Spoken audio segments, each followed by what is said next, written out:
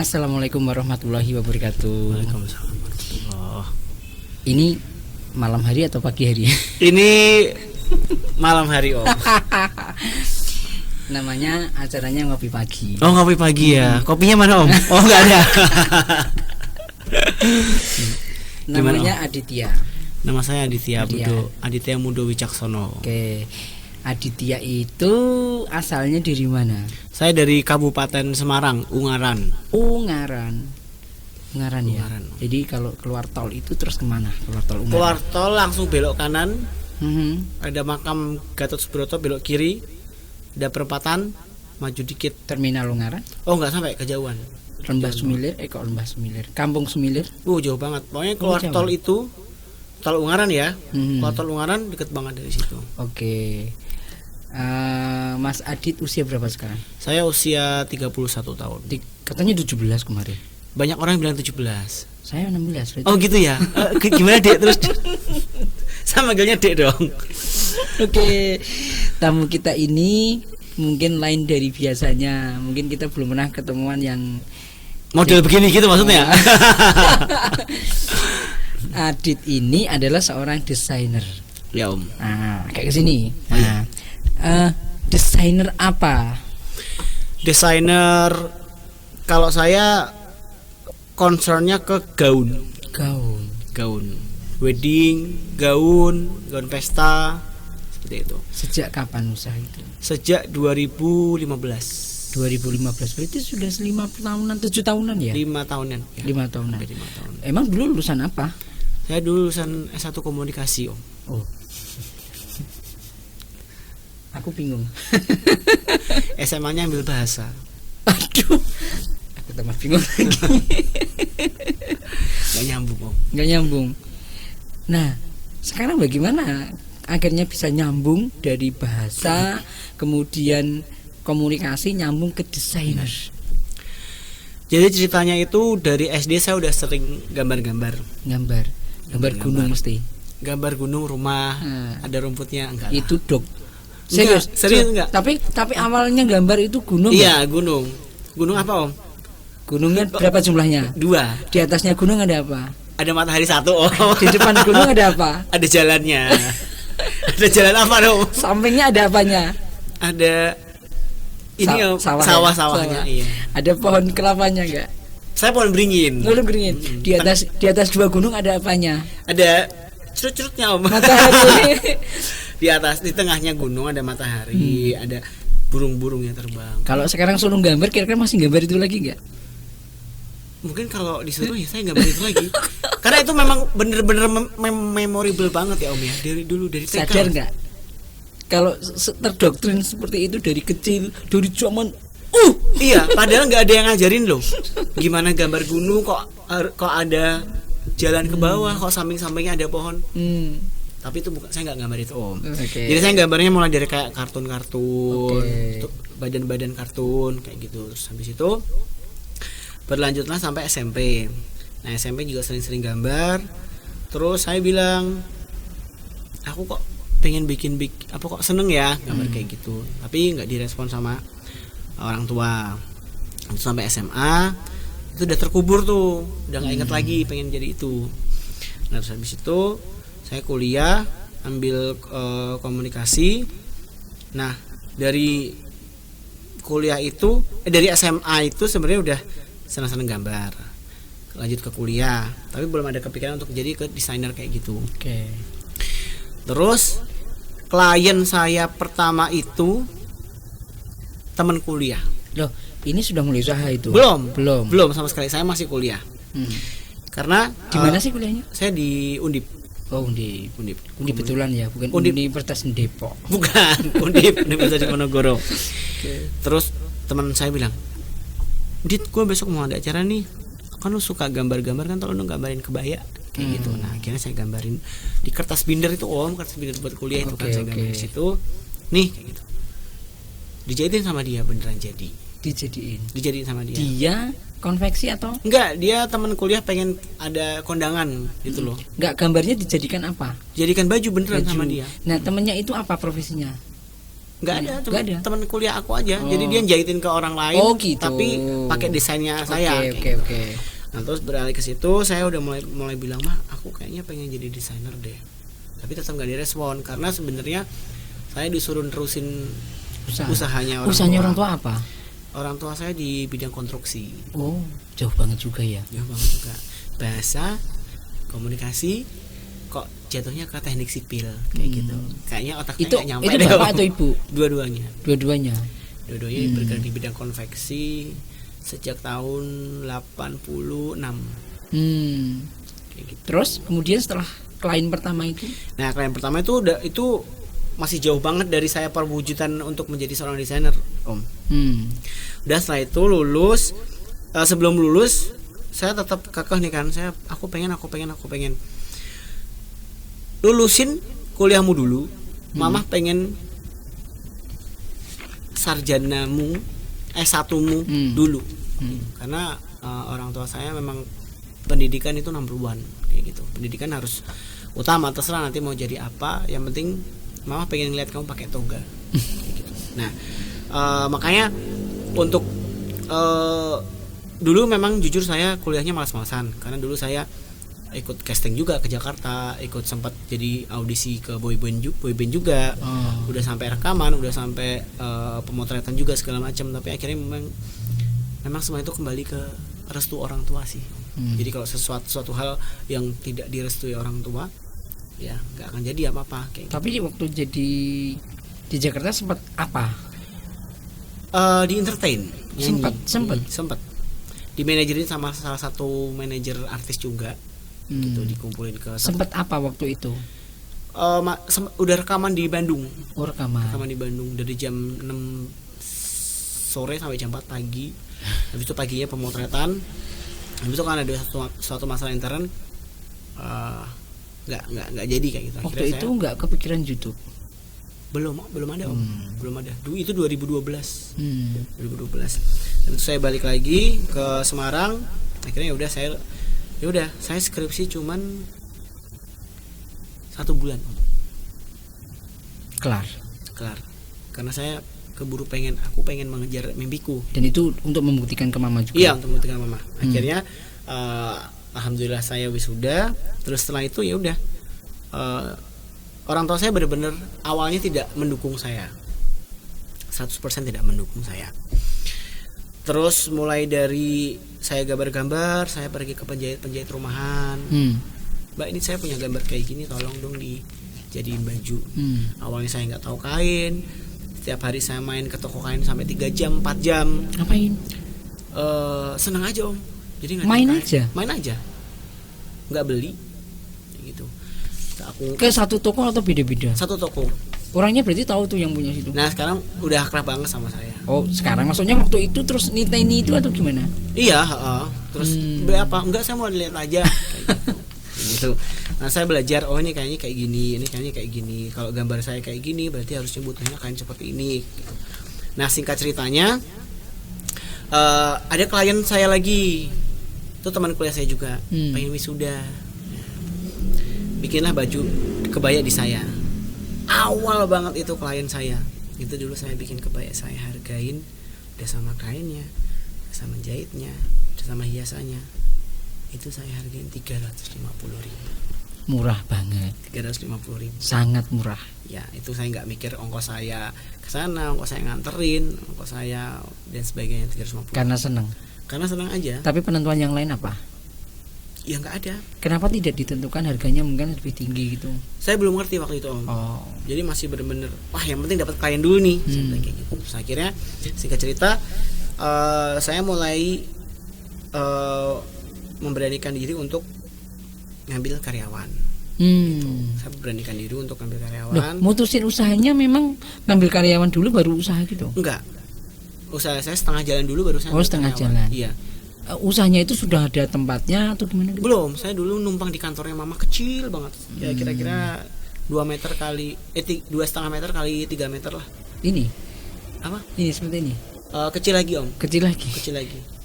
Ya kecil lagi. Kantor mama itu kantor sendiri. Kantor sendiri di rumah juga kayak gitu. Jadi ada space ruangan yang besar buat karyawan-karyawanya mama. Terus habis itu ada yang kecil banget di sini buat tempat dulu bekas setrikaan. Itu saya pakai di situ. Nah setelah itu mama sudah boleh waktu itu. Ya biasa aja, maksudnya ya boleh aja ya, yaudahlah kayak gitu loh. Terus habis itu akhirnya saya beranikan diri buat itu saya pinjam uang di bank juga untuk usaha. Di awal itu? Iya. Kenapa nggak pinjam orang tua? Iya apa ya, karena kan saya udah berkomitmen ya, kalau saya nggak mau nerusin usahanya mama papa kan. Ini kan bukan usaha tapi pinjam uangnya. Iya gimana ya om? Karena mungkin waktu kemarin juga. Jangan nangis. Enggak nangis. Enggak sih. Jadi pokoknya saya minjem kayak gitu karena saya pengen mandiri. Kalau saya menggantungkan orang tua, nyantai orang ini juga duitnya orang tua aku. Jadi terserah aku balikinnya kapan. Pinjemnya gitu. Berapa ke bank? 25. Jumlahnya besar juga ya sebenarnya. Iya. 25.000 rupiah om. 25 juta om. Itu spekulasi apa udah dihitung? Spekulasi. Saya spekulasi semuanya. Saya tidak ada perencanaan matang untuk menjadi seorang desainer. Saya tidak tahu cara how to manage money well. Saya tidak tahu cara how to count HPP jadinya totalnya berapa. Saya 0. Karena jujur saya matematika 0. Saya nggak tahu matematika. Saya benci matematika. Aduh. Sama sekali. Gurunya jangan benci matematika ya. Pasti gurunya jahat. Enggak jahat sih om, saya ngeliat angka aja udah pusing. Pengen saya tutup gitu bukunya. Terus singkat cerita saya ada teman saya nawarin, Dit ada Jogja Fashion Week 2016 itu. Wah boleh nih ikut. Itu saya baru 0, belum ngerti apa-apa, belum tahu apa-apa. Saya nekat. Saya bikin konsep, saya gambar, saya bikin baju itu 10 baju selama 3 bulan. 10 baju selama 3 bulan. Dengan desain yang berbeda-beda. Desain sendiri. Saya belanja kain sampai ke Pekalongan karena kalau desainer itu tidak boleh pakai batik yang printing tidak boleh. Minimal cap. Tapi kenapa ke Pekalongan? Saya cari batiknya di Pekalongan. Iya, kenapa?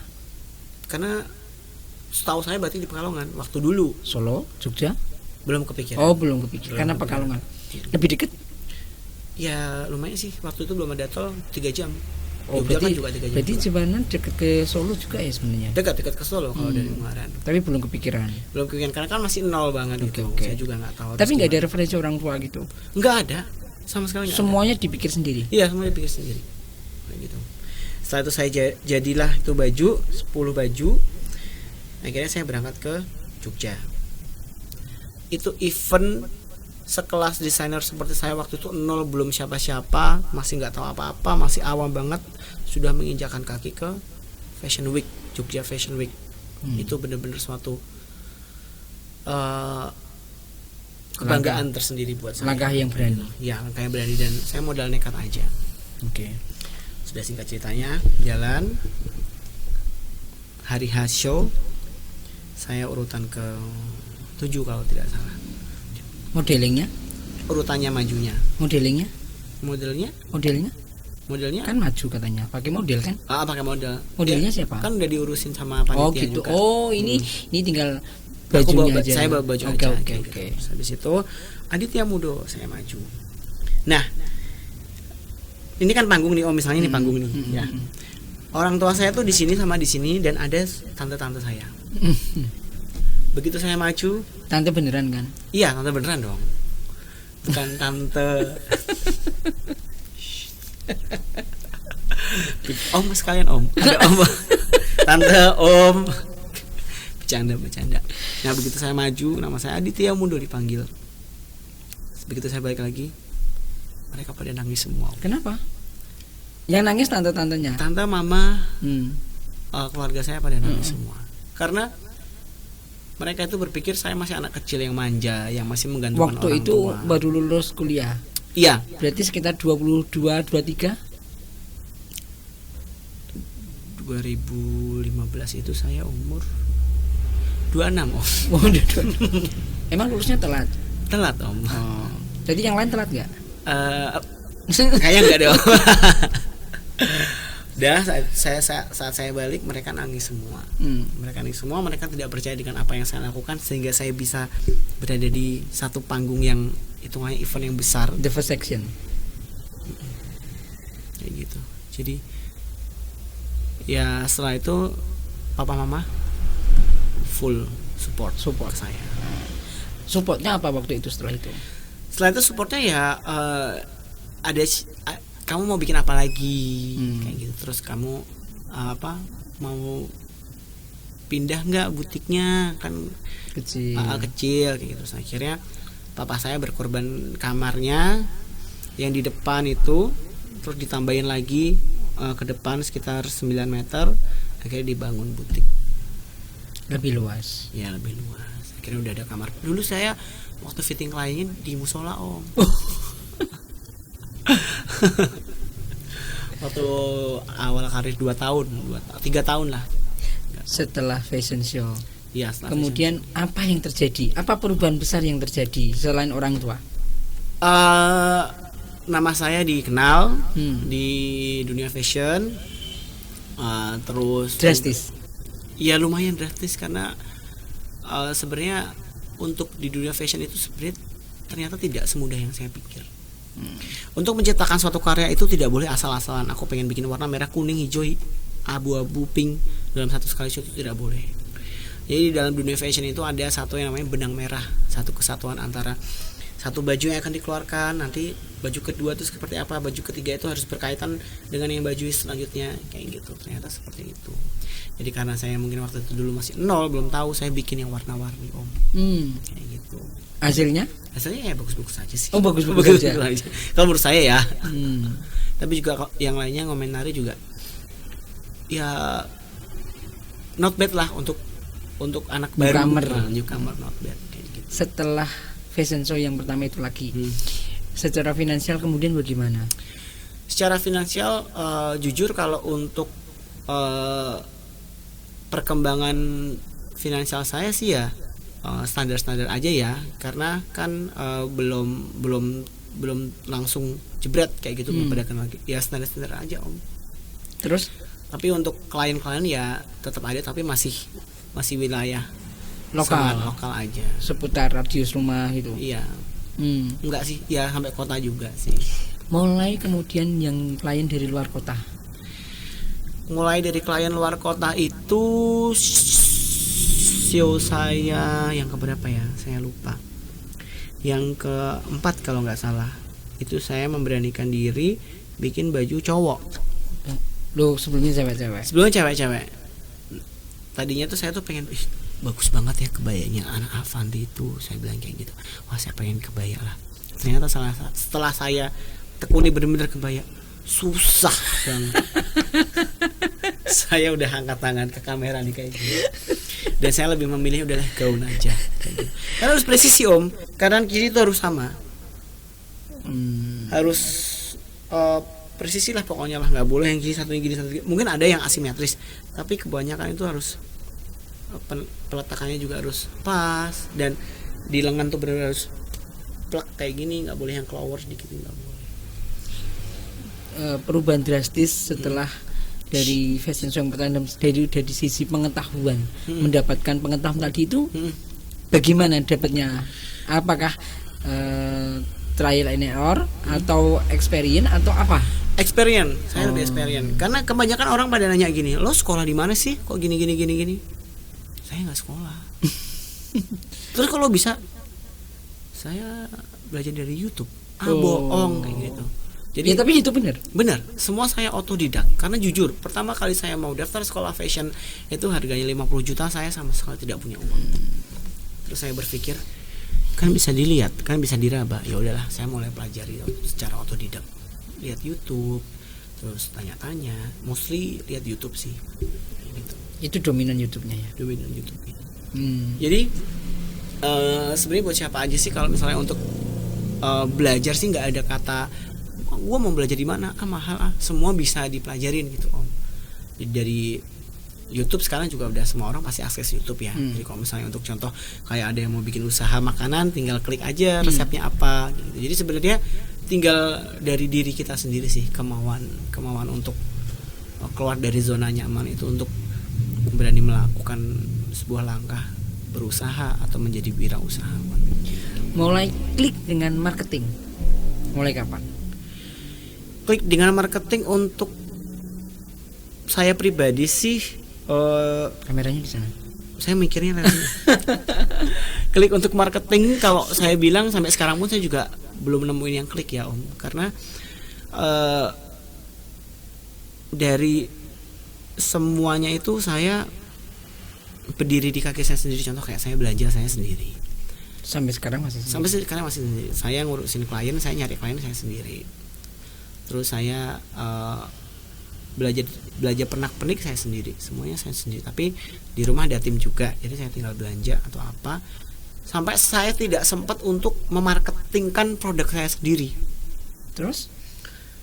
Ya saya foto sesempatnya aja Om. Masukin medsos. Medsosnya apa yang dipakai? Saya Instagram. Doang? Iya. Facebook jarang karena saya nggak terlalu intens ke Facebook. Instagram di posting biasa? Posting biasa. Nggak pakai yang berbayar? Pernah waktu itu berbayar, terus habis itu saya nggak punya uang lagi Om. Saya jujur, waktu itu pernah berbayar tapi waktu itu saya nggak ada uang. Jadi maksudnya gini, waktu itu berbayar terus nggak ada uang. Emang waktu itu berapa bayarnya? Jadi ceritanya itu saya ada teman marketing yang ngurusin. Udah sini aku urusin aja kayak gitu. Nah, saya sebelumnya saya udah punya Instagram itu 3 tahun yang lalu. Sebelumnya yang Instagram saya ini itu followernya udah hampir 2000, udah 2000. Itu 3 tahun yang lalu. Aktif. Nah, dari situ entah saya kena copyright atau apa, saya nggak tahu karena waktu saya mungkin belum terlalu, saya ini hitungannya gaptek Om.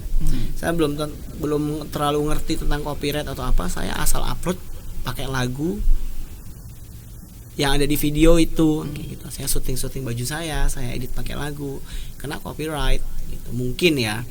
Terus habis itu kok muncul notif banyak banget, akhirnya Instagram saya hilang. Nggak tahu dihack atau apa, saya juga nggak tahu. Tapi sekarang udah ada lagi? Belum, saya bikin baru lagi. Sekarang? Bikin baru lagi. Sekarang sudah berapa followernya? Followernya 2000. Oh sama? Iya. Dan saya nggak kepikiran buat beli follower sih. YouTube nggak ada. Kenapa tidak ke YouTube? Ya teman saya sih kemarin barusan ngomongin saya, sebenarnya tuh kamu tuh bisa tapi kamu nggak ada waktu. Kayak gitu. Klien masuk, saya catat apa keperluan, saya belanja sendiri, saya nyari sendiri, muter sendiri. Kalau belanja itu bahkan bisa sampai seharian loh. Kenapa? Karena tidak semua warna yang klien mau ada di toko kain yang saya datangi. Jadi beda-beda. Saya dapat dari toko kain ini, saya cocokin ke sini, nggak sama warnanya. Itu yang bikin susah, apalagi nggak ada warnanya. Kalau gitu, niteni tokonya gimana? Kan tentu Anda kan punya referensi, toko ini kayak gini, toko ini gimana gitu. Niteni gitu nggak? Iya, niteni sih karena udah saya sering berkecimpung di tempat-tempat mereka, ya jadinya mereka udah hafal sama saya. Gitu. Di butik ada berapa orang dikaryakan? Kalau untuk tim sih karyawan saya 1 Om. Saya ada 1. Untuk apa itu? Untuk menjahit. Jahit. Tapi untuk kebetulan saya juga bekerja sama dengan beberapa sekolah SMK. Dan alhamdulillah kemarin sebelum Covid itu ada 8 anak di rumah saya. Magang. Jadi ya juga ada. Ya alhamdulillah sedikit terbantu. Membantu. Iya. Karena gini kadang-kadang kan aku nggak butuh lo, yang butuh gue lo. Iya, kalau saya sih gitu. enggak kayak gitu. Saya berprinsip mereka belajar kayak gitu. Sama-sama mutualisme. Iya, kayak gitu. Jadi tapi dari awal saya ngomong ke guru mereka, Ibu maaf sebelumnya kalau di tempat saya ini mungkin saya agak straight sedikit karena saya itu ingin mengajarkan anak-anak di dunia magang itu di dunia kerja itu pasti nanti akan lebih keras lagi, cuma hanya dari dunia magang. Saya bilang kayak gitu. Ini real gitu ya. Nanti Jadi mereka saya terapkan di sini ya seperti bekerja. Kalau misalnya nanti mereka bekerja dengan hasil yang baik ya, nanti pasti akan ada reward untuk mereka kayak gitu. Kalau mereka salah, ya pasti saya tegur kayak gitu. Saya tegur dengan masih batas kewajaran saya. Kalau misalnya di luar pekerjaan, kalau di kerjaan beneran, kalau ditegur maaf, pasti ada keluar kamu ini sebagainya pasti seperti itu. Jadi saya ingin mendidik mereka nanti kalau misalnya mereka keluar dari sini dan mereka di dunia bekerja, mereka setidaknya mereka sudah siap dengan deadline, dengan yang harus jadi hari Jumat ya hari Jumat, kita harus lembur ya lembur. Pokoknya saya prinsipnya seperti itu. Oke, baik Mas Adit, untuk dari semua sekolahan sudah membolehkan seperti itu. Jadi itu 9 tadi magang itu 8 itu dari satu SMK atau beberapa? Enggak, dari 4 SMK. Dari 4 SMK. 4 dari mana aja? Sana. Demak, Purwodadi, Salatiga, paling jauh Purwokerto. Oh, jauh juga ya. Mereka tahu dari mana? Nggak tahu, saya juga tiba-tiba saya dihubungin. Pernah promosi apa selain ke medsos? Nggak ada kemana-mana. Nggak ada. Kalau yang dari Purwokerto itu ada dari teman desainer saya di Salatiga itu merekomendasikan ke saya. Oh, berarti sekarang sudah jaringannya terbentuk ya? Iya. Gimana ceritanya kemudian bisa kenal sama yang desainer dari Jogja, dari yang lain itu? Di Jogja Fashion Week itu. Itu semacam berkala gitu atau gimana? Ya kalau berkala sih ya pertama saya kenalin dulu, nanti habis itu ada acara apa lagi saya kenal sama ini dan kita tetap berhubungan. Saya juga saya jadi orangnya kan sering nanya, saya orangnya sering nanya, jadi ya saya nanya aja karena ya saya niatnya nanya atau menghina. Nanya, saya nggak pernah menghina om. Bahkan saya yang dihina tapi saya balas. Saya nggak suka menghina, saya suka bikin enak kayak gitu.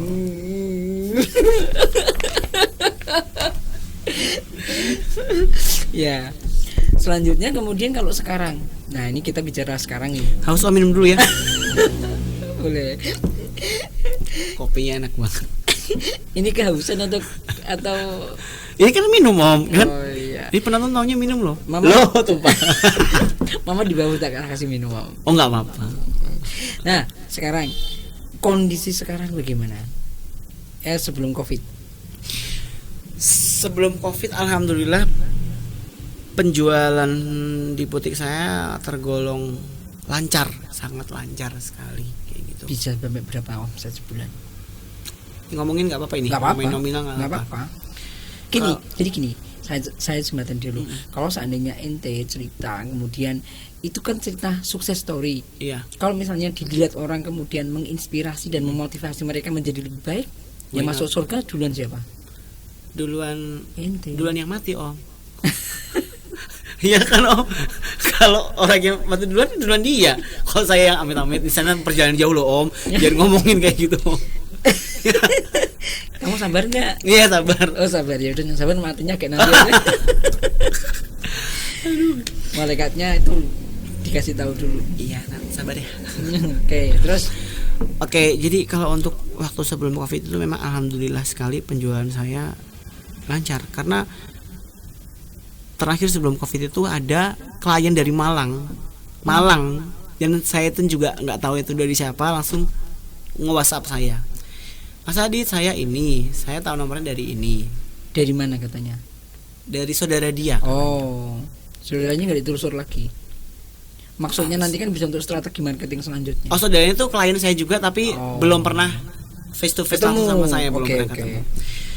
Sampai yang dari Malang itu mau ke Ungaran. Udah bang. Tadinya kita sudah, saya juga udah pengennya bikinnya seperti apa. Habis itu nanti pengennya bahannya yang. Atau karena dia mungkin lihat fotonya ganteng gitu. Saya enggak sih om. Saya tahu saya ganteng tapi jangan gitu, malu om. Ini malu sama Pak Didi loh nanti loh.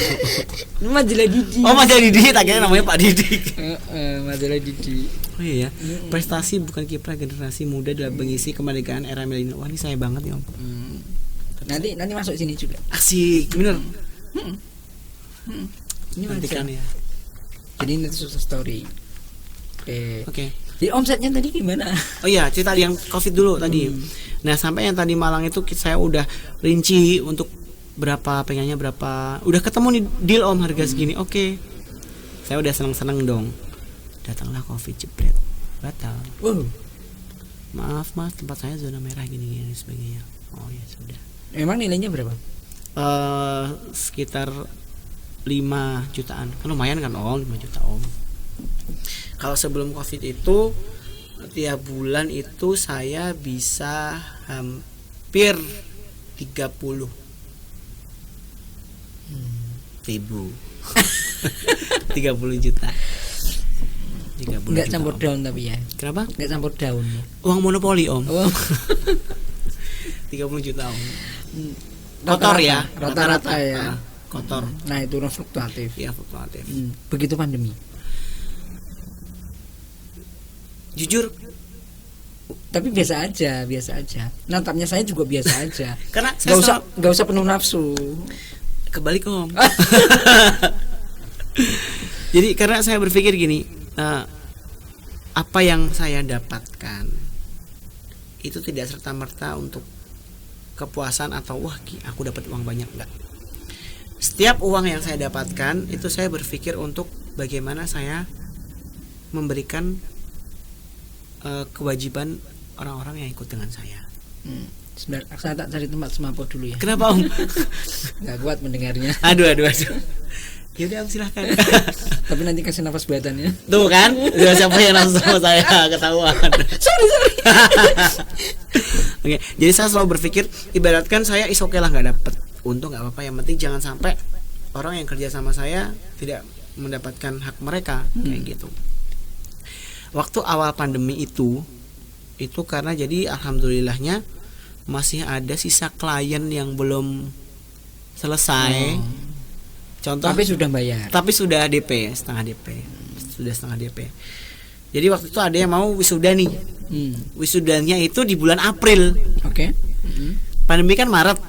Nah mereka kan udah masukin baju tuh Februari. Oke, Februari saya proses, saya masukin DP-nya sudah masuk dulu, saya fitting segala macam. Jepret, pandemi. Gagal semuanya. Wisuda kan nggak boleh. Harus wisuda online. Acara pernikahan juga tadi dibatalkan. Saya tuh udah benar-benar kalang kabut.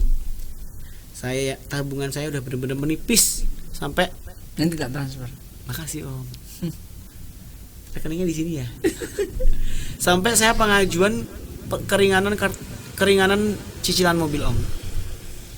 Alhamdulillah sampai 2021. Jangan dibilangin. Loh, kan harus apa adanya. Oh, nggak apa-apa ya. Nggak apa-apa karena yang ngalamin pasti bukan saya aja. No edit. Nanti No edit, enggak edit. Dan itu untuk menceritakan benar-benar kondisinya kok. Ini benar-benar real banget kondisi sampai benar-benar tabungan saya yang sampai benar-benar nol, nggak ada uangnya juga. Oh ya?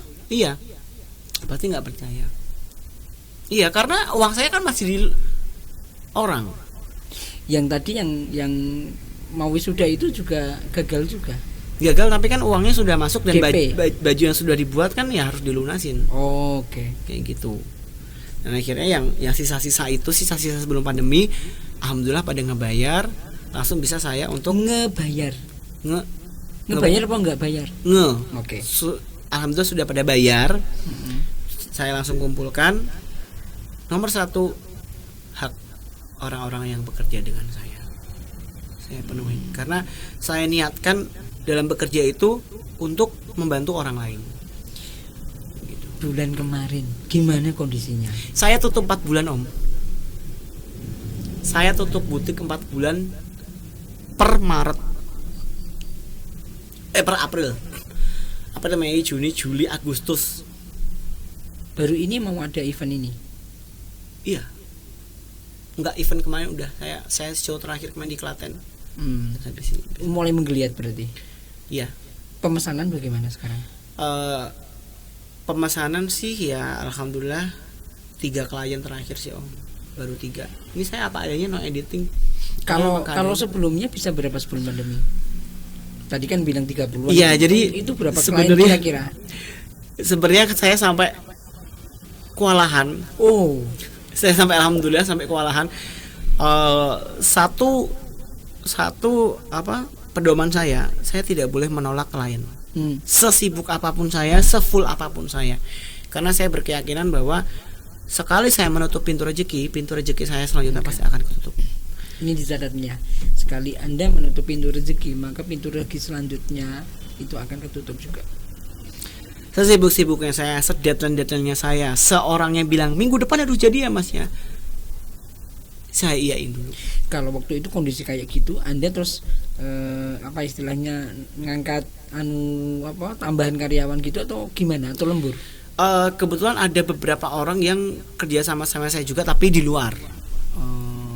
Jadi mereka bekerja di rumah. Iya, jadi mereka bekerja di rumah. Saya sudah tahu kualitas mereka, saya juga bisa kontrol kayak gitu. Nggak jauh dari rumah. Ya lumayan jauh tapi masih bisa terjangkau. Bisa dijangkau. Jadi yang bisa saya kerjakan di rumah ya saya kerjakan di rumah.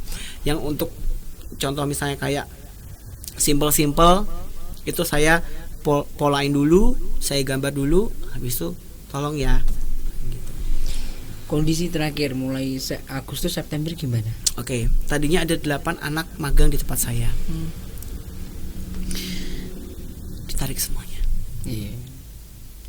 Jangan merah mukanya, biasa aja. Mata saya yang memerah om. Kopi dulu om. Nanti habis ini mama makan apa? Saya udah kenyang om. Kenyang dengan makian? Enggak. Kenyang tadi saya nyasar om. Tadi dia ngasih peta nggak bener sih om, saya nyasar nggak tahu. Ente yang salah baca peta. Lah kok tadi bener loh. Sampai di situ kok Anda ke sana itu loh. Tadi suruh belok kiri om. Yang nyuruh itu kiri itu kemana? Petanya. Dia baik lagi om. Jadi 8 orang langsung ditarik. Tim saya tinggal 1 kan. Atau gimana kalau seandainya aku jadi timmu? Saya nggak kuat bayarnya. Halo dokter, saya jual ginjal nih. 1 tim itu karena juga semakin sudah nggak ada orderan sama sekali. Jadi ya. Agustus nggak ada orderan? Tidak. Maret, April, Mei, Juni, Juli, Agustus sudah mulai ada. Oh, udah mulai ada. September berarti ada. September ini udah mulai ada. Nah, terus dan alhamdulillahnya karyawan saya itu ikut saya dari pertama kali saya karir. Jadi sudah 5 tahun ikut dengan saya. Setia. Saya juga setia. Makasih. Tapi Anda udah ada yang punya. Bercanda ya.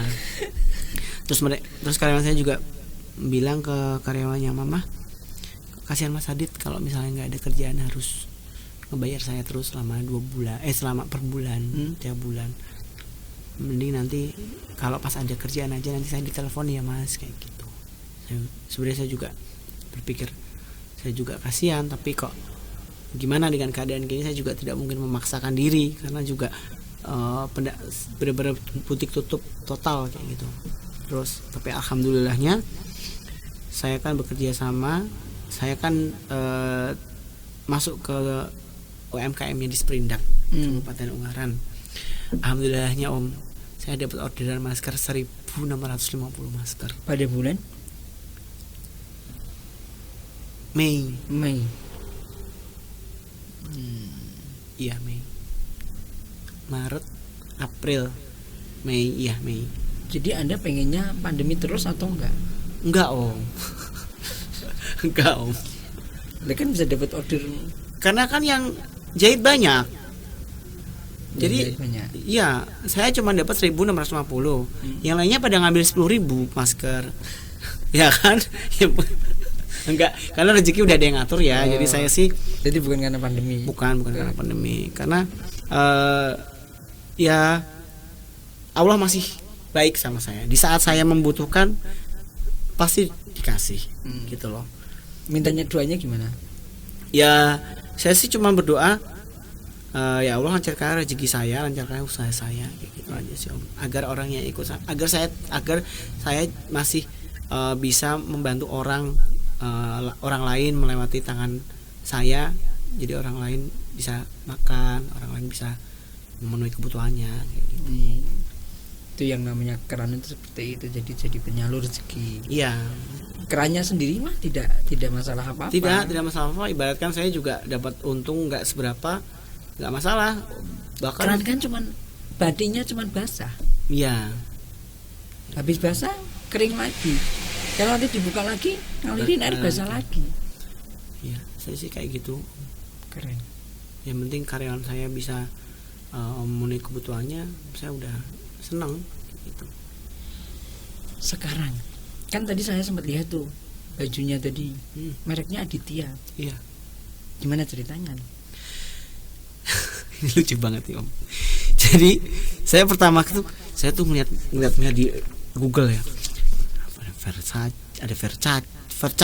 Versace, Chanel. Aduh, api-api sih jenengnya ya. Jenengku Jawa banget, Aditya Muda Wicaksono. Sendiri gitu. Ini pakai nama apa ya? Habis itu ada teman saya bilang, "Nama kamu siapa?" gitu. Aditya siapa? Aditya Muda Wicaksono. Nama kamu bagus banget artinya, bilang kayak gitu. Apa artinya? Aditya itu cahaya atau matahari. Muda itu muda. Wicaksono itu bijaksana. Berarti artinya kamu itu cahaya muda yang bijaksana. Perasaan aku gak segitunya deh. Oh iya. Begitu. Ya udah kenapa? Loh, justru nama-nama desainer itu pakai nama aslinya mereka gitu loh, kayak Itang Yunas, terus kayak Oscar Lawalata dan sebagainya pasti Steffi Graf. Ya, apa itu? Bukan, itu bukan. Akhirnya ya udah deh nama merek saya AMW aja. Loh, yang tadi Aditya gimana? AMW kan Aditya Kan M. tadi aku lihat Aditya gitu. Iya, itu kan ada logonya. Oh, itu logo. Logonya M itu kan AMW. Anda salah bikin merek. Gimana? Harusnya ABF. Apa itu? Aditya Bambang Vision. Oh, nanti ya. Mbak, maaf ya. Ngopi Om. Sampai belum ngopi ya? Udah Om, udah di jalan. Suka tadi, ngopi. Suka ngopi. Sehari bisa sehari. Sehari saya dulu sering, tapi sekarang saya mengurangin Om. Kenapa? Karena saya jujur kurang minum air putih, jadi ini saya diimbangi dengan vitamin C. Ya, pasti Om. Air putihnya bagus juga, mineral kan? Iya. Terus, nah kan sering bepergian nih luar kota dan sebagainya. Itu tadi salah satu menjaga resepnya dengan air putih. Waktu pertama kali saya terjun di dunia fashion itu, saya sering selama 3 tahun kemarin tuh saya fashion show terus Om. Jogja di Magelang lagi. Pasti teman-teman desainer itu pasti pada bilang, Adit bubuk Jogja. Enggak, aku langsung pulang. Lu kok pulang, apa nggak capek gitu? Jadi saya tipenya itu gini, show biasa kan mulai jam 7, selesai paling jam 9 jam 10. Nah nanti belum siap-siap beres-beres atau apa. Pasti paling enggak tuh dari kota itu tuh jam 11 atau setengah 12 malam. Itu saya langsung pulang. 3 tahun itu berturut-turut. Kalau waktu Jogja Fashion Week enggak saya nginep, karena itu diharuskan desainer harus stay 4 hari di situ, karena setiap itu harus ada datang ke acara. Tapi untuk yang show lainnya saya pasti tolak langsung. Kok nggak capek sih gini, kasihan nanti kamu gini. Akhirnya mereka kasihan juga sama kamu ya? Iya, nggak tahu saya juga. Ternyata saya dikasihani gitu loh Om.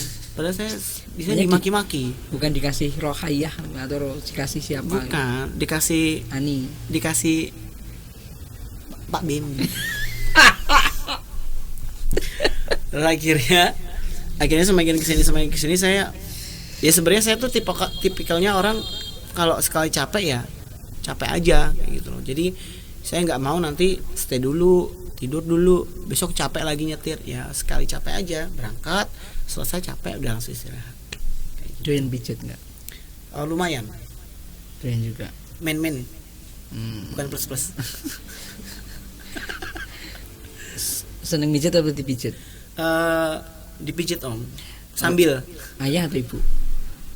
Apa? Ya, tanya aja. Jawab aja. Ayah atau ibu? Ayah. Pacar atau kawan? Ulangin Om tadi. Yang mana? Ayah ibu. Ayah atau ibu? Ibu. Pacar atau kawan? Pacar. Punya. Kawan. Ini nanti diedit ya Om ya. Gitu. Mama. Pernah perannya gimana sekarang? Kalau perannya mama buat saya itu, mama segalanya ya buat saya ya, karena apa, mama kemana-mana saya. Sebenarnya sih saya bukannya nggak mau diikutin, saya nggak mau bukannya ditemenin. Sebenarnya saya senang-senang aja ditemenin mama.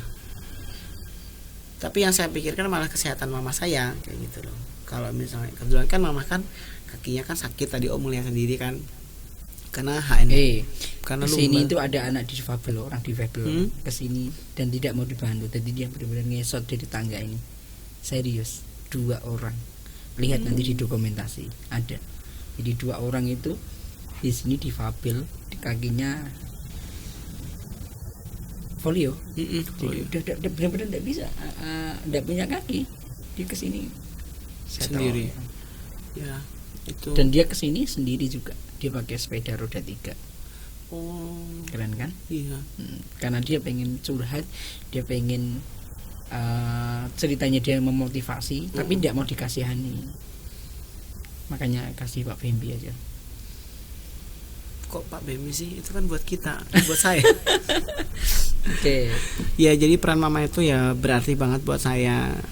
Sebenarnya saya nggak pengen mama udahlah istirahat aja di rumah kayak gitu. Tapi kan karena tadi Om tahu sendiri, mama selalu kasihan kalau saya pulang malam, saya nyetir sendirian. Jadi ya udahlah, biar aja mama sekalian jalan-jalan. Bukan anak mama. Bukan sih. Serius. Ya anak mama, masa anak papa? Kan yang lahirin mama. Iya. Maksudnya kalau dia bilang Aditnya anak mama gitu.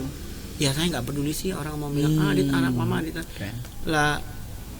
Selama orang tua masih ada, bagaimanapun saya harus selalu dekat sama mereka. Saya harus berusaha membahagiakan mereka. Urusan orang mah urusan saya nggak peduli sih Om. Orang juga silahkan ngomong, semakin dihina makin baik ya. Iya, karena juga. Tapi kenapa ente sering menghina orang? Karena pengen memberikan itu hobi saya Om.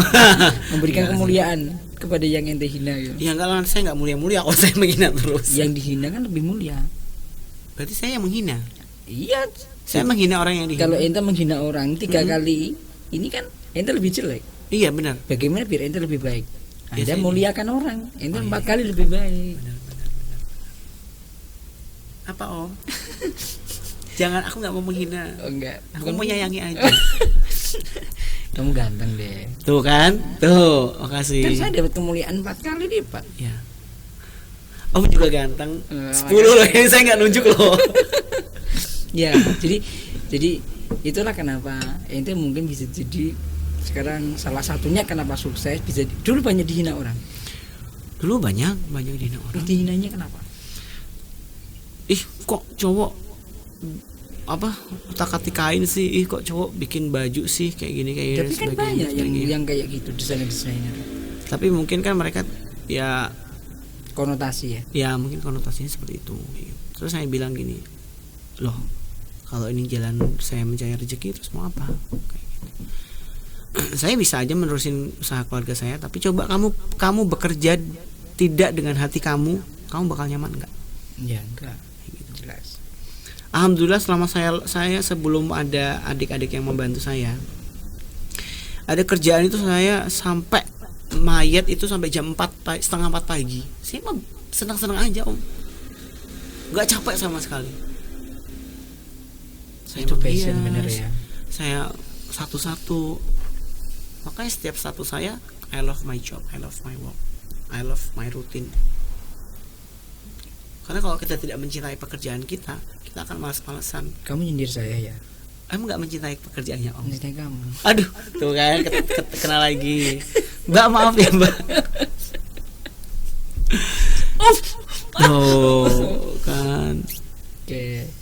Nah jadi Papa juga sama perannya besar sekali. Kalau Papa sih lebih ke silakan, yang penting positif, silakan. Tapi kalau misalnya pas bepergian, Mama bisa istirahat di mobil. Iya. Berarti kan jaraknya juga nggak deket kan ya? Iya. Tapi ada tol, alhamdulillah lumayan. Malah kadang kalau setiap saya jalan-jalan, Papa Mama saya suruh duduk belakang. Biar bisa tidur. Iya, bisa tidur. Lah kamu nanti nggak ada yang temenin, nggak apa-apa. Marketplace. Kenapa tidak letakkan di marketplace? Kenapa gimana? Tidak diletakkan di marketplace produk-produknya. Karena balik lagi ke tadi Om, saya sebenarnya bisa tapi saya nggak ada waktunya kayak gitu. Jadi ibaratkan saya dalam sehari aja tuh saya udah, kalau untuk klien, ada klien misalnya 3 klien aja, saya nggak mungkin dong Om satu hari belanja untuk klien A, pulang besoknya lagi belanja untuk klien B. Kalau itu peran itu diganti dengan staff, tidak memungkinkan. Saya tidak bisa, karena untuk melihat warna hijau dengan yang saya maksud dengan mata orang, warna hijau pasti beda. Untuk memegang kainnya sendiri juga beda. Gitu ya. Gitu. Kalau misalnya untuk meng-hire orang juga untuk saat ini memang saya belum bisa juga. Kalau yang tadi yang ngurusin marketing digital tadi yang diceritakan tadi, emang maaf kalau boleh sebut, emang digaji berapa? Itu nggak digaji, itu teman kuliah saya sih. Teman kuliah saya waktu. Jadi yang tadi ada budget itu yang bayarnya di Instagramnya atau bayar di dia? Bayar dia. Tinggi. Waktu dulu berapa saya lupa. Berapa? 300 atau berapa? 300.000 atau berapa? Untuk berapa kali iklan, berapa kali show, berapa kali tampilan aja. Terus terakhir kemarin dia nawarin, gimana deh, aku mau deh jadi marketing digital kamu sebulan 1 juta, berani nggak? Aduh sorry kalau misalnya sekarang ini aku belum bisa spekulasi, soalnya masih keadaan kayak gini, saya bilang kayak gini. Terbalik nggak sih, marketingin dulu dapat klien atau dapat klien baru dimarketingkan? Sebenarnya 50-50 sih Om. Karena contoh kayak waktu saya main show, saya pertama kali bikin baju cowok, itu secara tidak langsung kan saya kan fashion show kan sekalian memasarkan produk saya. Baru itu saya fashion show 5 baju sold out semua. Oh iya. Itu yang dibawa atau pesan? Itu yang dipanggilkan saat itu juga. Itu langsung dibeli. Jadi kalau fashion show itu kan cuma untuk show off force gitu kan? Atau gimana? Sebenarnya nggak juga sih. Sebenarnya kenapa untuk show kesini sih saya lebih senang bikin baju yang ready to wear, yang orang-orang bisa pakai setiap hari. Karena ya bertujuan sekalian show, sekalian baju itu laku. Tapi ada nggak yang setelah fashion show saya minta yang kayak gitu lagi beberapa? Ada banyak. Dan kalau yang udah di fashion show kan itu memang sudah disiapkan. Udah saya bikin dulu. Maksudnya nanti bakalnya yang kedua 3 itu? Enggak. Berarti berdasarkan pesanan. Apa hubungannya fashion show dengan adanya yang di stok? Kalau fashion show itu gampangannya limited edition aja, tidak diproduksi secara massal. Kalau misalnya kayak saya buat kemeja yang tadi itu, yang flower tadi itu saya bikin massal. Massal pun itu enggak yang berkode-kode, enggak. Saya cuma bikin 6. Terbatas juga. Terbatas. Misalnya satu lusin dua motif. Kalau yang bikin yang beberapa tadi, misalnya sampai 6 kayak gitu, itu pertimbangannya apa? Harus ada demand dulu baru saya bikin. Terus disetok. Dan alhamdulillah ya. Demandnya berdasarkan apa? Jadi misalnya contoh saya bikin satu dulu nih. Saya bikin satu dulu pakai ukuran saya foto. Ih bagus, saya mau dong gini. Oke. Nunggu 1 minggu ya. Saya kolek kayak gitu.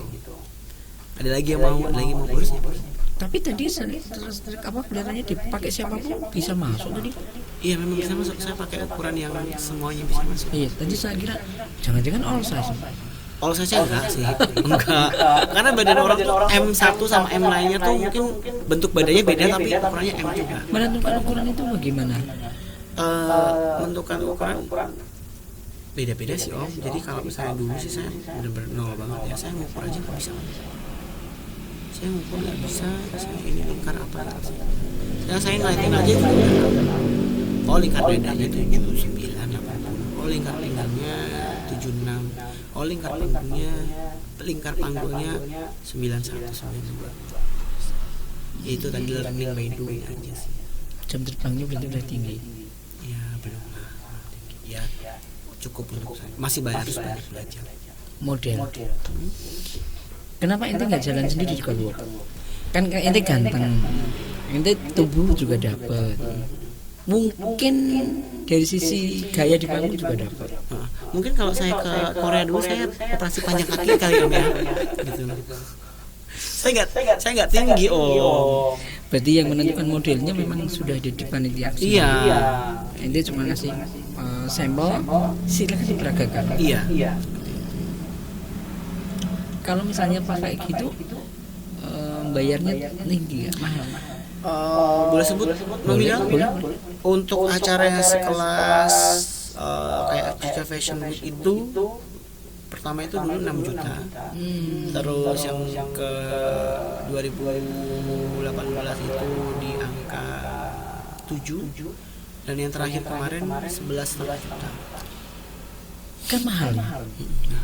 Apa pengaruhnya? Kalau misalnya desainer menginjakkan di acara Fashion Week itu keren aja sih, maksudnya acara Fashion Week itu termasuk bergengsi karena tidak semua kota itu dilalui Fashion Week. Kota-kota tertentu aja yang dilalui Fashion Week. Jakarta, Jogja Fashion Week, Surabaya Fashion Week, Makassar lah. Lupa saya, pokoknya cuma beberapa kota aja sih yang ada Fashion Week ya. Dan pengaruhnya besar. Besar sekali. Dia kliennya yang sekarang ini, kemarin terbesar dari mana? Terbesar maksudnya? Yang paling banyak pesanannya. Seluruh Indonesia sih, bahkan terakhir kemarin ada yang dari Kuala Lumpur. Dari Kuala Lumpur, terus ada yang dari Australia. Pertimbangannya mereka apa ya? Kan kalau misalnya kita mikir di sana pasti kan juga ada. Mungkin lebih murah kali ya. Lebih murah? Jauh karena rate saya jual kemeja aja tuh cuman 150.000. Ya enggak ada. Udah saya beli 100. Untuk ukuran, untuk kualitas jahitan pasti jahitan rapi dibandingkan kayak di retail ya. Itu modelnya kayak konveksi enggak sih? Kalau saya enggak konveksi. Enggak. Jadi benar-benar one by one. Gila. Saya kualitas harus nomor 1. Kalau kerja itu dari jam berapa sampai jam berapa? Office hour saya jam 8 sampai jam 4. Istirahat jam 12. Office hour. Lembur dari jam habis maghrib sampai jam 10, 11. Sering. Kalau lagi pas padat-padat kayak beberapa bulan yang lalu. Berapa intensitasnya sebulan gitu? Lemburnya? Ya 30 hari. Enggak sih. Kadang kalau misalnya ada kerjaan yang saya selalu omongin ke tim saya, lebih baik kita forsir hari ini, tapi kita biar besok bisa istirahat. Emang bisa gitu? Bisa. Besok nggak ada order lagi? Enggak, maksudnya dalam artian ini baju sudah jadi, sudah fix. Karena di fitting klien dulu. Udah bagus, udah enak kan? Jadi tinggal menghias. Karena saya tidak mungkin menghias dulu baru di fitting klien. Karena nanti kalau ada revisi, saya 3 kali 4 kali kerjanya. Oke, udah selesai, harus jadi minggu depan, tapi dengan misalnya 4 baju nih, harus dengan hiasan semuanya. Saya bilang tolong agak dikebut sedikit biar besok kalian sudah bisa istirahat dan nggak ada kerjaan lagi. Anda jadi simbol nggak di apa istilahnya di butik? Gimana? Jadi simbol nggak? Jadi misalnya tampil gitu loh, tampil di front atau memang di balik layar? Saya di front. Kalau di modelingnya, misalnya di fotonya gitu yang sering dipamerkan, memang model bajunya atau modelnya ente? Otomatis model bajunya. Karena kan model orangnya kan cuma buat untuk dikenakan aja, tapi untuk promonya pasti baju saya. Berapa tahun target nikah? Gimana? Berapa tahun target menikah? Target menikah? Kayak nanti kita bahas di belakang aja. Jebakan saya gagal. Itu kan tiba-tiba voucher ke situ. Enggak, saya kan nggak bisa dijebak. Karena saya menjebak semuanya. Oke, kita akui deh. Oke, nah apa obsesinya yang masih pengen dicapai? Anak nomor berapa? 2 terakhir. Putra 2. Cuma 2 Pak. Apa obsesinya yang belum tercapai? Obsesinya yang belum tercapai. Obsesi atau keinginan? Sama. Keinginan sama. Obsesi yang belum tercapai itu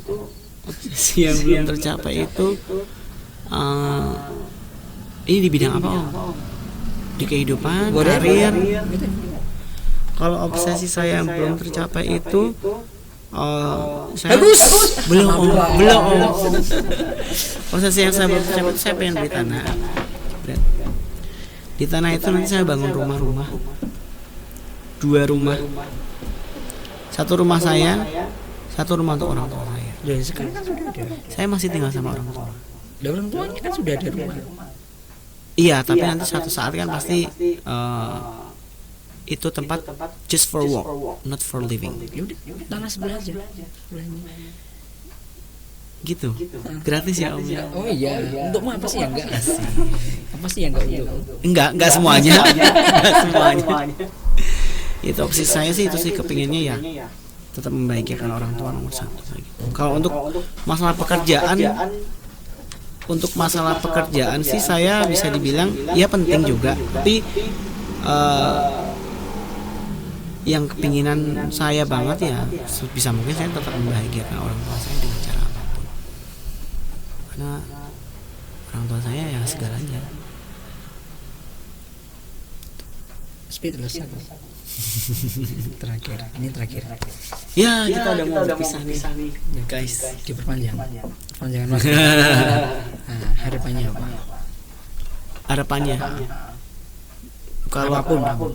kalau harapan saya sih ya COVID ini cepat segera berlalu, karena hampir ke semua aspek pasti terkena gitu. Apalagi usaha jasa ya, kayak IO, WO itu semua terdampak juga. Nggak usah itu deh, pedagang pasar juga terdampak semuanya. Jadi ya harapan saya ini semua cepat berakhir dan pinter-pinterlah kita memutar otak untuk tetap menjaga keuangan kita stabil dengan cara apapun. Apa yang bisa Anda manfaatkan dari COVID ini? Yang bisa saya manfaatkan dari COVID ini ya saya belajar untuk lebih menghemat uang lagi. Dan sebelumnya mungkin uang gampang dicari, saya mau beli ini, saya mau beli itu. Ternyata kalau misalnya udah ada barangnya, udah kecapai, itu cuma kepuasan doang gitu. Di pandemi ini saya jadi lebih tahu mana keinginan, mana kebutuhan. Dan tidak berharganya sebuah uang ya. Iya. Jadi kalau misalnya kaya semua, terus siapa yang mau jual nasi ya? Iya. Jual beras, kaya semua, siapa yang mau jual baju? Benar. Atau jual baju semua? Loh, siapa yang mau jual beras? Belum kita makan kain. Artinya kita juga sadar bahwa ternyata keberagaman itu luar biasa. Iya. Itu kata kunci terakhir, bahwa jangan takut berbeda, jangan takut beragam, karena kita saling membutuhkan. Iya. Sepakat. Oke. Biar nggak slack. Like apa? Katanya biar nggak selek. Oh, iya kan slack, aku like. Oh iya benar. Gini Om. Gini. Lucunya ini Adek. Iya Kak. Iya. Oke. Iya. Apa sentuhan teknologi yang Anda gunakan? Sentuhan teknologi yang saya gunakan handphone aja Om. Dominannya. Karena sebenarnya sih waktu dulu belum ada virtual show, saya udah pernah belajar bagaimana cara bikin show secara virtual lewat aplikasi namanya Marvel. Ini saya benar-benar nggak di endorse, hanya cuma mencerita aja. Marvelous Designer 5 itu, jadi itu benar ada modelnya, ada orangnya. Terus nanti Om kalau mungkin yang lebih paham IT mungkin bisa coba dilihat Marvelous Design. Itu dia ada kain, ada jenis fabric, ada cara gambar polanya, nanti ditempelin ke orangnya, nanti orangnya bisa peragaan sendiri. Tapi kalau misalnya orang yang peragaan sendiri harus disinkronkan sama Claw apa gitu namanya, nama aplikasinya. Sebisa udah belajar itu, tapi susah banget. Pernah endorse? Di endorse saya pernah untuk makanan pernah. Oh, makanan. Tapi kalau Anda yang endorse, saya endorse pernah juga. Jadi mungkin bajunya dipakein siapa gitu. Terus foto atau video. Kalau untuk yang artis belum sih. Kalau artis di depannya boleh, besok kan saya bawain. Gitu. Oke. Nah, dari situ kalau misalnya sekarang ini harganya apakah tetap atau diturunkan atau bagaimana? Kalau untuk harga, saya mencoba menyesuaikan keadaan Om. Karena saya juga tidak serta-merta keadaan seperti ini saya harus kok harus jual mahal deh biar aku dapat duit banyak. Saya tidak seperti itu. Jadi misalnya kemarin ada kok paketan wedding karena udah ada yang mau mencoba untuk akad ya Om. Karena kan memang belum boleh resepsi yang besar-besaran. Ya saya biasanya rate-nya sekian, ya saya potong jadi sekian. Jadi ya saya juga kasihan sama penyelenggaranya juga, karena kan dia pasti juga udah sewa gedung, dia udah sewa makanan, masa cuma baju untuk nikah aja harus semahal itu kayak gitu. Saya juga harus beri keringanan juga. Insya Allah kalau kita memberi kemudahan orang lain, pasti kita dimudahkan oleh Tuhan. Gitu. Kamu sesit banget. Si tembak dong. Lagi dia. Kalau apa publish di media gitu? Publish di media cuma Instagram aja. Bukan, maksudnya teman-teman wartawan atau jurnalis. Oh, itu biasanya pas ada fashion show biasanya suka ada press con. Ya paling di situ aja. Tapi kalau untuk secara personal, sebenarnya saya waktu itu pernah menghubungi sama satu media. Tolong dong, saya pernah masuk majalah lokal di Sprindak. Majalah lokalisasi. Lokal di Sprindak. Oh. Di Sprindak. Oke. Itu ada nama UMKM. Tapi kalau misalnya kerja sama media gitu belum, dan saya belum tahu caranya gimana. Oke, nanti aku kasih tahu. Makasih. Tenang aja. Jadi kesimpulannya, saudara sekalian, mudah-mudahan ceritanya Mas Aditya ini benar-benar bisa menginspirasi, memotivasi Anda semuanya. Jangan pernah menyerah hanya karena gagal satu kali. Masalah Faidusan itu kan praktiknya sampai 900 kali lebih. Anda cuma ditolak cewek satu aja udah langsung bunuh diri. Iya, gini banget, apa yang dipikirin coba? Gak punya pikiran. Ya makanya. Kamu punya? Punya. Kalau enggak saya udah belum mati dari kemarin. Nih, keren kan, udah keren. Jadi tidak ada alasan untuk terus maju, berkembang dan berusaha bangkit. Iya. Memotivasi banyak orang. Ini tadi dia juga bilang bahwa kita harus jadi keren yang baik. Itu luar biasa. Semoga bermanfaat saudaraku, dan assalamualaikum warahmatullahi wabarakatuh. Waalaikumsalam. Terima kasih Om.